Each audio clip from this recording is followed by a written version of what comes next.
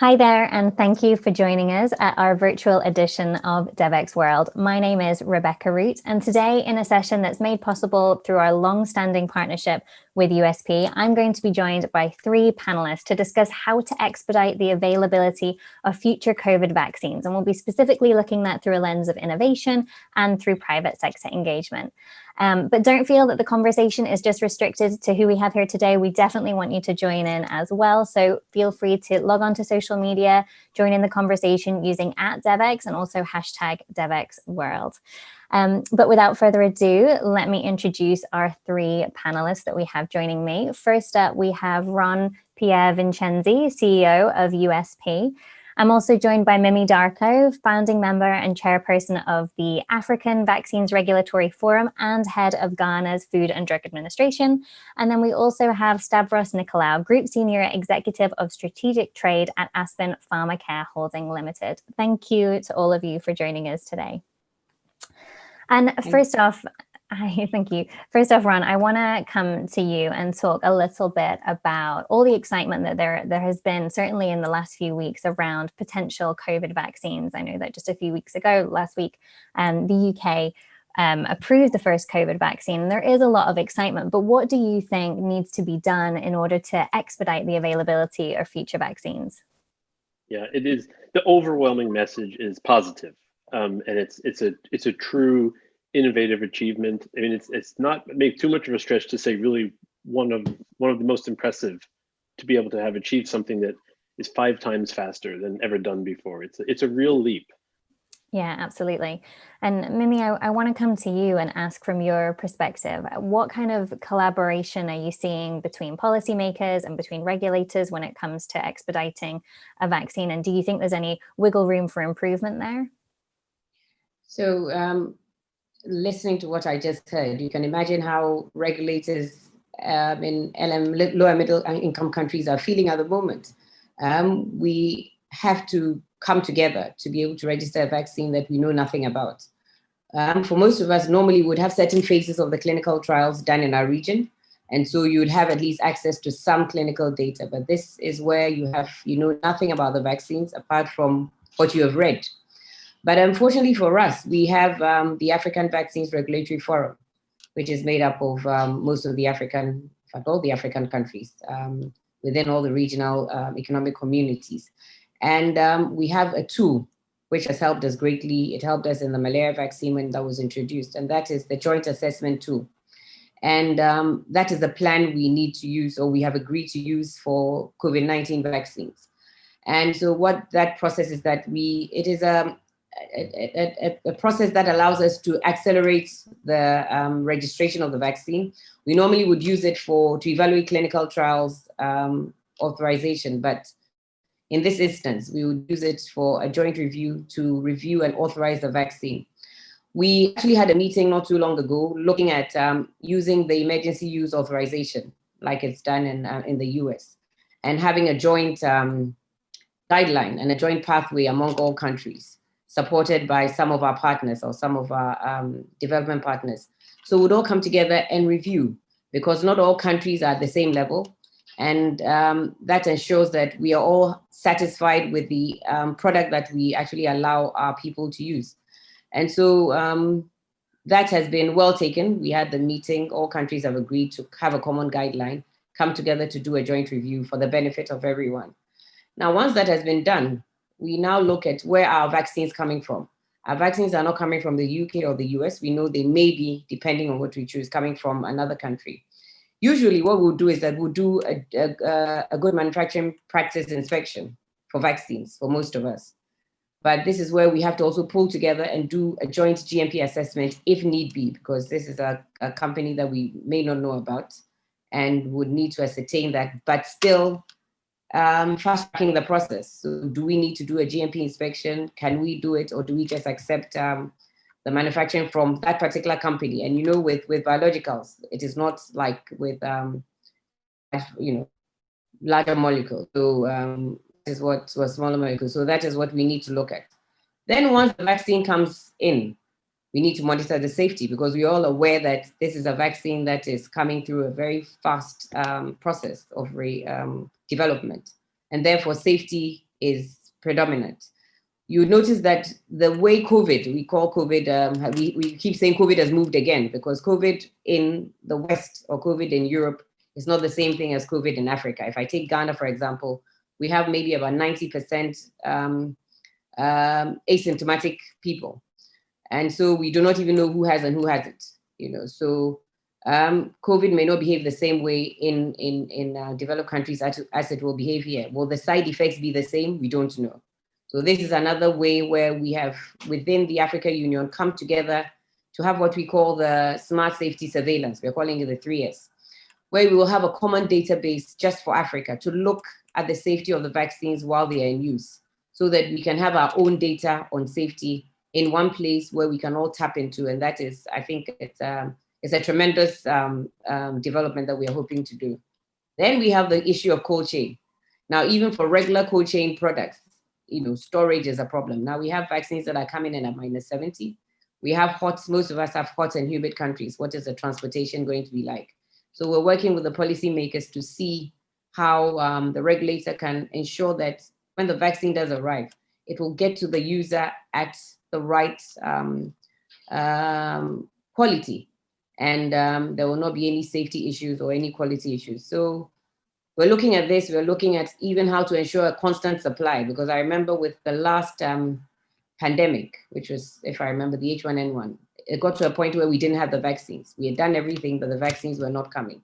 How do we ensure that we have vaccines? There's a COVAX facility that we're all relying on.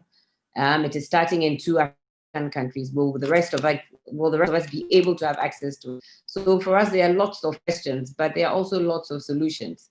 And some of them I've mentioned, and we hope that those solutions will work to ensure that we can all get good quality vaccines at the right time for us in this part of the world. Mm-hmm. Yeah, as you say, it sounds like there are lots of questions, but that definitely, the people are coming together and kind of preempting that there is going to be a vaccine soon, and so starting to make headway there. So that's great. Stavros, I just want to come to you and ask about the partnership and collaboration between Aspen Pharma and Johnson & Johnson in terms of producing its vaccine. How might that help expedite a vaccine to Africa? Firstly, thanks very much for this opportunity. It's indeed a great pleasure and an honor to have this conversation and share some thoughts. I think all in the interest of how we expand both capacity and access. Of course, J&J need no introduction. They're a company that we've worked with previously. We solved many HIV antiretroviral access problems or challenges with them previously. So we had this track record.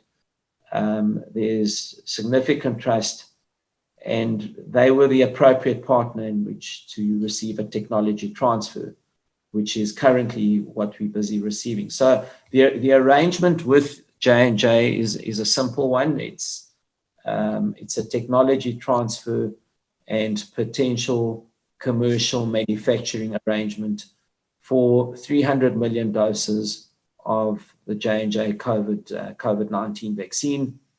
I say it's potential because, of course, we haven't seen the phase 3 data yet from J&J. I understand that it will be available in the next 14 days or so. Our arrangement is that we would manufacture for and on behalf of J&J. J&J have gone public and indicated that they aim to produce 1 billion doses of their vaccine, provided it passes clinical trials all work out, and the product becomes registrable in multiple jurisdictions. They're aiming to make 1 billion doses available in 2021. So Aspen would be producing around 30% of that target, and the 30%, the 300 million doses will contribute to supplying product to both emerging and developing markets in the one instance, and then also to developed markets. So J&J have indicated they will make 500 million, 50% of the doses they intend producing next year, available to emerging markets and least developed and developing markets. Certainly Africa is very much part and parcel of that So I'm very pleased to be on this webinar with my colleague from Ghana, which is incidentally another country that Aspen has local manufacturing capability in. So in summary, we felt that this is the most appropriate model. We don't have R&D capability as yet in vaccines and biologics in South Africa. And certainly Aspen doesn't have that, but what we do have is strong manufacturing capability. We've got good scientific and technical proficiency, and we felt the best way for us to respond to this pandemic, outside from the other, the other interventions, the therapeutic interventions. It's quite interesting that we're also one of the biggest suppliers of dexamethasone injection globally.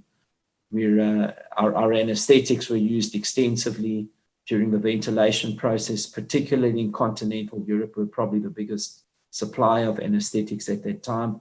So it was in January and February when Europe had its first surge. And then also a very strong capability in injectable thrombosis, which of course, given that this also was an immunocoagulating disease, the thrombolytics that we manufacture were certainly in high demand. So at the end of the day, it's dealing with the therapeutics, but then how do you find a vaccine solution? And the best way in our continent is to utilize existing capacity and capability with a partner like J&J to make product available not only on the continent, but globally.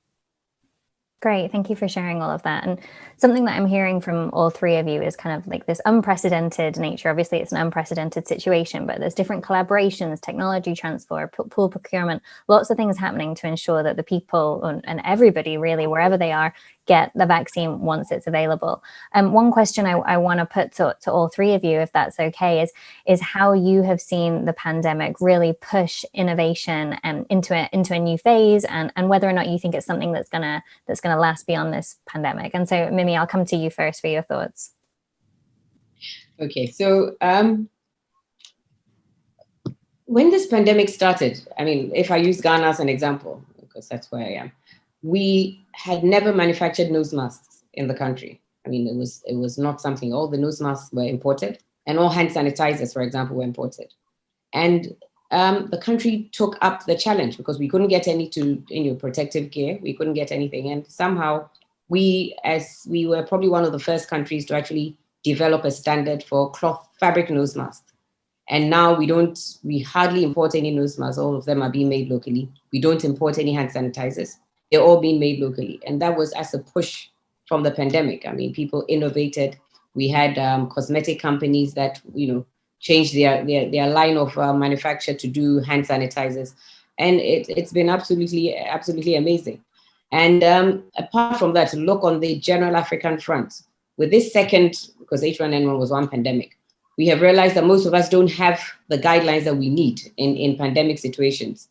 And so as AVRF, we've come together to do a guideline for evaluating products in an emergency, or even reviewing clinical trial data in an emergency, and with that countries can use.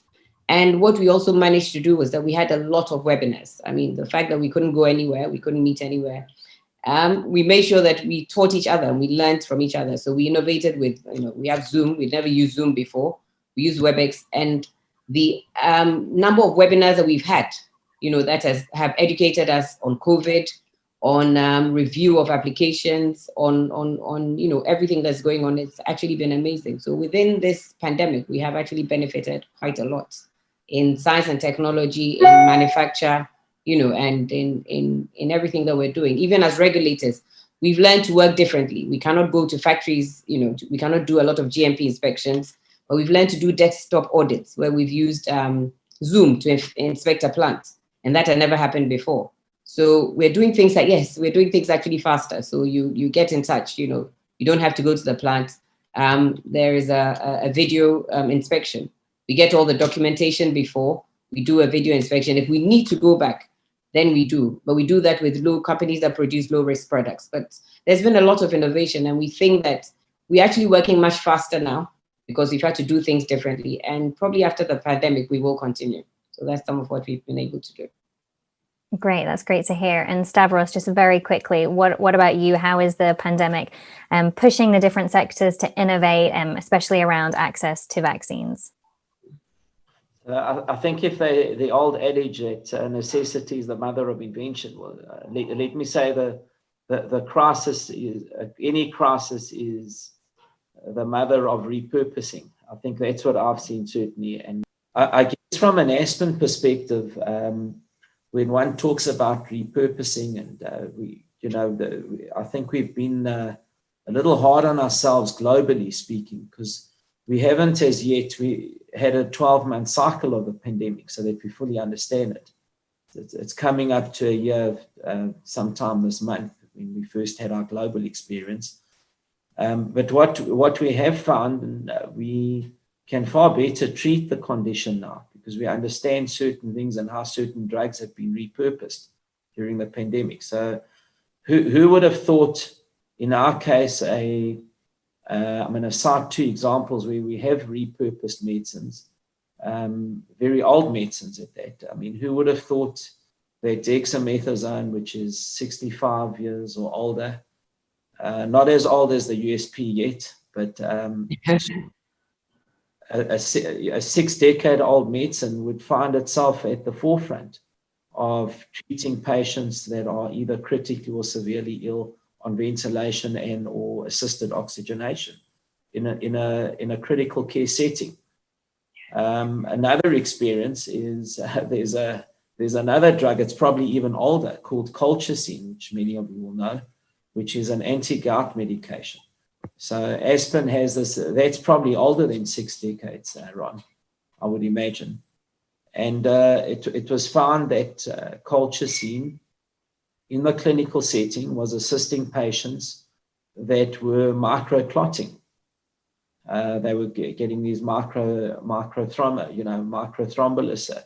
So these were all things that were necessitated by a crisis, and you start repurposing and start using drugs a little differently in the clinical setting. Of course, many of these indications are off-label, so they're not things that you can go out and promote, but these are clinicians seizing the moment, seizing a crisis, and looking to do their best under critical conditions. And very successfully, so I might add. Mm-hmm. Great, thank you. And finally, Ron, we'll come to you.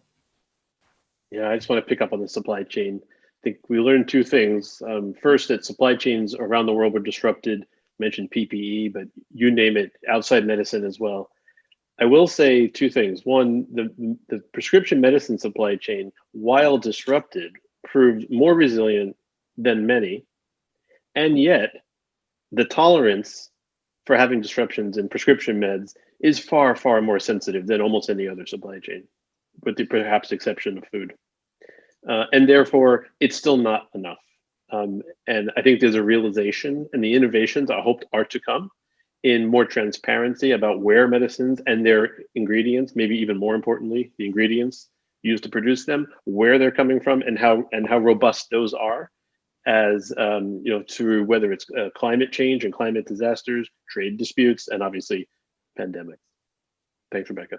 Great, thank you all. And I know this is a conversation we could keep having for a lot longer time, but we do have to wrap it up there. So I do just want to say thank you to all three of you for joining us today for this really great conversation, and hopefully we can continue it offline as well. So yeah, thank you for watching, everyone.